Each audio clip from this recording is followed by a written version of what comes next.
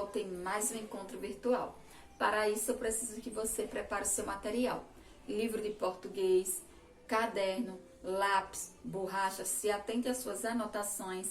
Fique bem acomodadinho aí, que a aula será iniciada com um texto que nós já vimos aqui, intitulado Chapeuzinho Vermelho, uma história atrapalhada. Depois, nós iremos aqui estudar um pouquinho, revisando os verbos, certo? Então, preste bem atenção. Chapeuzinho Vermelho, uma história atrapalhada. Era uma vez uma menina que gostava de passear pela floresta. Um dia, a sua mãe pediu-lhe que levasse um cestinho com lanche à casa de sua avó, que morava na floresta, mas avisou-lhe que tivesse cuidado com o lobo mau, que costumava caçar na floresta. Assim, lá partiu o Chapeuzinho Vermelho, com o cestinho na mão, toda feliz e contente.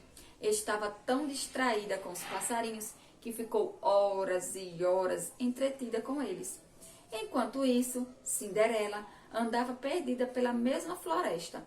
Estava muito triste porque a sua madrasta e as suas meia-irmãs a tratavam como escrava. Andava tão cansada e esfomeada que ficou extremamente feliz quando viu, ao longe, uma pequenina casinha. Ao aproximar-se, verificou que a casinha era feita de chocolate e balas. Tinha tanta fome, que comeu a casinha toda.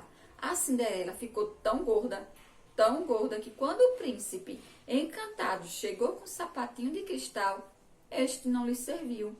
O príncipe ficou muito desolado, ao ponto de jogar o sapatinho lá no meio da floresta. Horas depois deste ocorrido, no mesmo local onde havia caído o sapatinho, por milagre, nasceu um pé de feijão, que cresceu tanto que chegava até as nuvens. E era tão alto que derrubou Aladim quando viajava no seu tapete voador. Com a queda, Aladim, coitado, ficou desmaiado, bem em frente à casa da vovozinha. Quando o lobo mau chegou e viu Aladim deitado, não hesitou, o devorou de uma vez só. E assim, a Chapeuzinho pôde entregar o lanche à vovozinha sem problemas. Nuno Alexandre Corrêa Teixeira é o autor deste texto. Qual foi o título do texto mesmo? Chapeuzinho Vermelho, uma história atrapalhada. Por que será que ele deu esse título de Chapeuzinho Vermelho, uma história atrapalhada?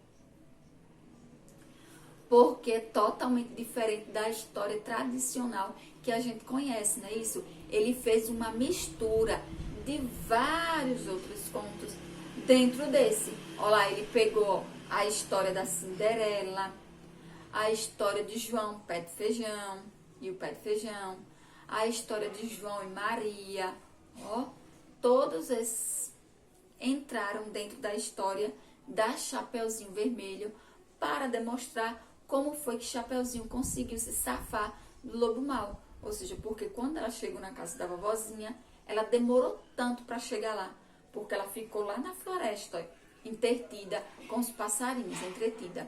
Quando ela chegou lá, tanta coisa tinha se passado que o lobo já estava de barriga muito cheia e nem quis mais saber da Chapeuzinho, já tinha ido embora. E assim ela conseguiu entregar os docinhos para a vovó dela.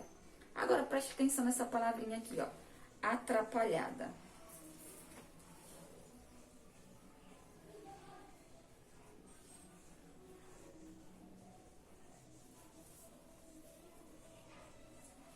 Atrapalhada.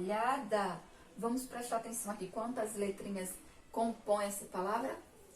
Quantas letras foram precisas para formar a palavra? 1, 2, 3, 4, 5, 6, 7, 8, 9, 10 e 11. Vamos ver agora 11 letrinhas, mas vamos ver agora quais foram essas letras. Primeiro vamos ver quais foram as consoantes. T, R, P, L, H e D. Foram as consoantes presentes. Vamos ver agora a vogal? A vogal A.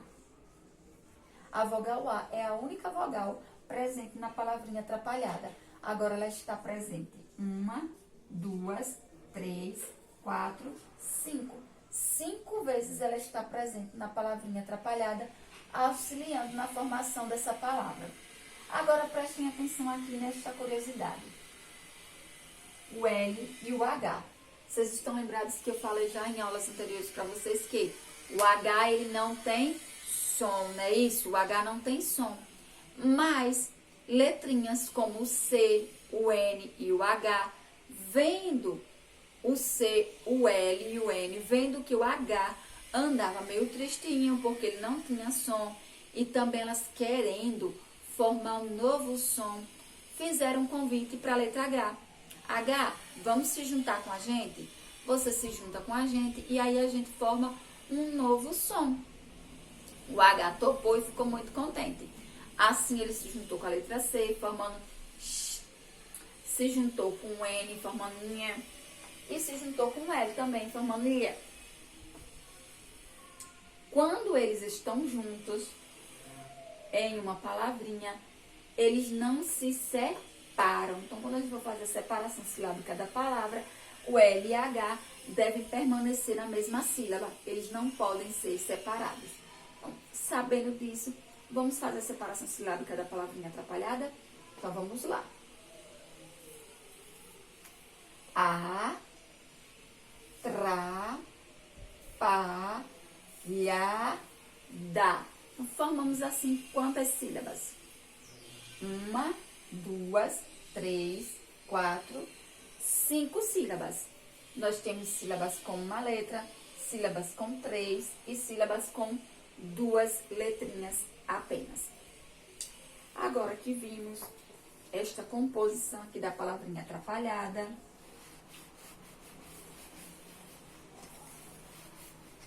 vamos recordar aqui verbo. Vamos falar sobre os verbos. Vocês lembram o que vem a ser o verbo? Isso mesmo. Os verbos, eles são as palavrinhas que podem expressar ação ou estado de espírito, ou estado, desculpem. São as palavrinhas que expressam ação ou estado. E elas ainda também podem indicar fenômenos da natureza. Como assim fenômeno da natureza? Chover, trovejar. É um fenômeno da natureza. Vamos prestar atenção aqui no quadro as frases que nós temos aqui, para compreendermos melhor esse danadinho desse verbo. Eu jogava bola. Eu soltava pipa. Minha rua não era asfaltada. Vamos deter primeiro essas duas aqui. Eu jogava bola. Eu soltava pipa. Sabendo que o verbo são aquelas palavrinhas que expressam ação ou estado ou fenômeno da natureza. Nesta primeira frase aqui, quem é o verbo? Jogava. Muito bem. E na segunda, eu soltava pipa. Quem é o verbo? Soltava. Muito bem. Sabendo agora, identificamos aqui quem são os verbos aqui. Vamos agora prestar atenção em outra coisa. Quando nós formos utilizar os verbos, nós precisamos saber que os verbos, eles precisam estar situados no tempo. Como assim no tempo? Presente, passado ou futuro. Se eu estou falando de algo que aconteceu agora, meu verbo precisa estar no presente. Se eu estou falando de algo que aconteceu há um segundo atrás, há um ano atrás, um mês atrás, ele precisa estar no passado. E se eu estou falando de algo que ainda vai acontecer, meu verbo precisa estar no futuro. Então, os tempos verbais são presente,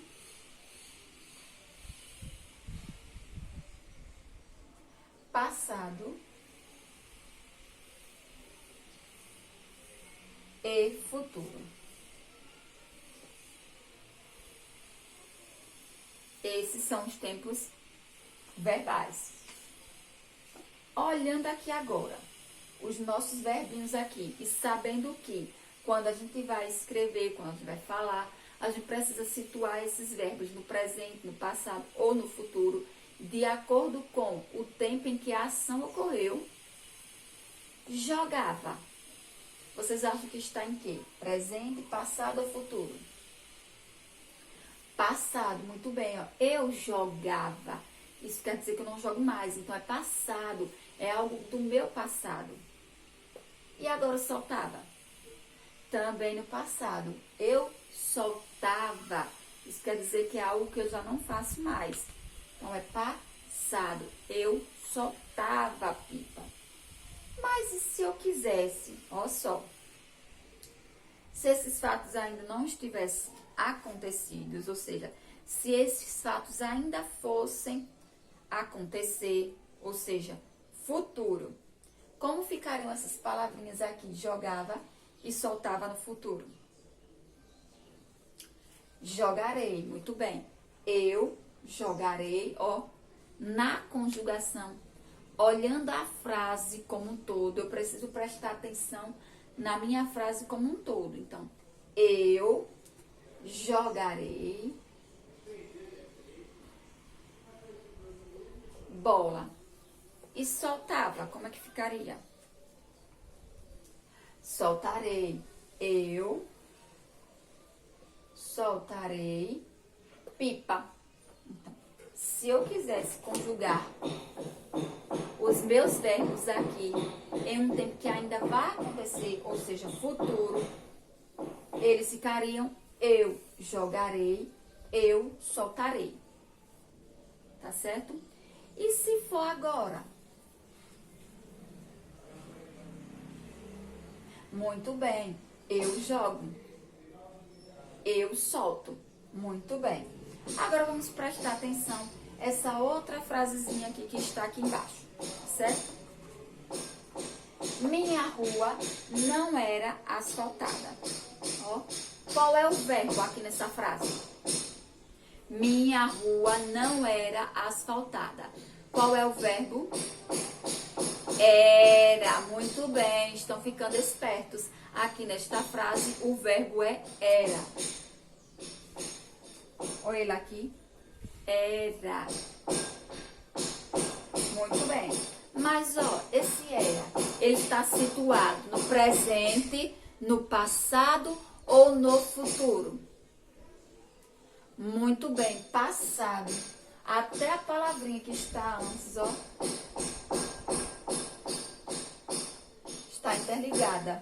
Então, era, ó, passado. Minha rua não era. Isso quer dizer que agora já é.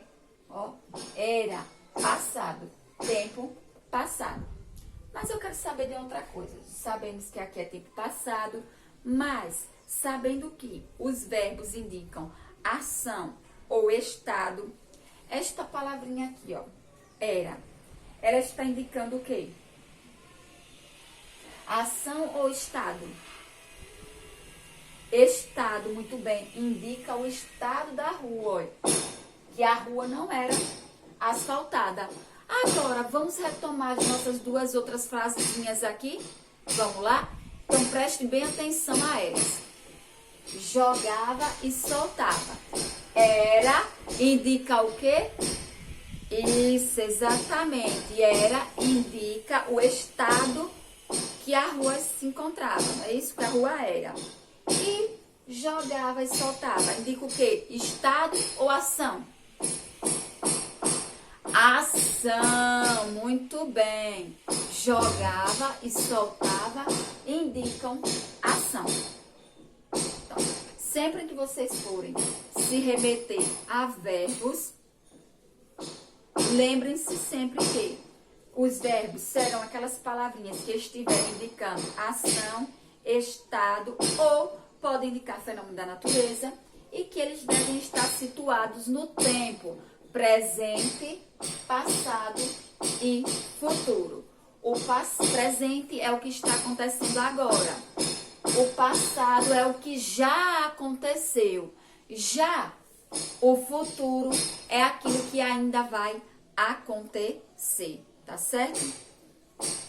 Para vocês exercitarem isso aí, vocês irão praticar. Praticar onde? Na página 220 e 235. Olha lá. 220, página 220 e página 235 é onde vocês estarão praticando os assuntos aqui correlacionados ao verbo, tá certo? Não esqueçam, os tempos verbais são presente, passado e futuro. Os verbos, eles vão indicar ação, jogava, soltava, ou indicar um estado. Como aqui que estava indicando o estado que a rua era. A rua era asfaltada, indicou um estado. E ainda vocês precisam se alertar em uma coisa. Que também pode acontecer uma locução verbal. Que o que é isso?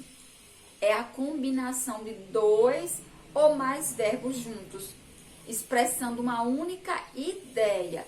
Isso se chama locução verbal. Então, em uma frasezinha, vocês podem encontrar juntos dois verbinhos, tá certo? Eles podem estar ali juntos na mesma frase, mas estarão expressando a mesma ideia. E isso se chama locução verbal. Então, dois verbos na mesma frase ali expressando, ó, uma mesma ideia.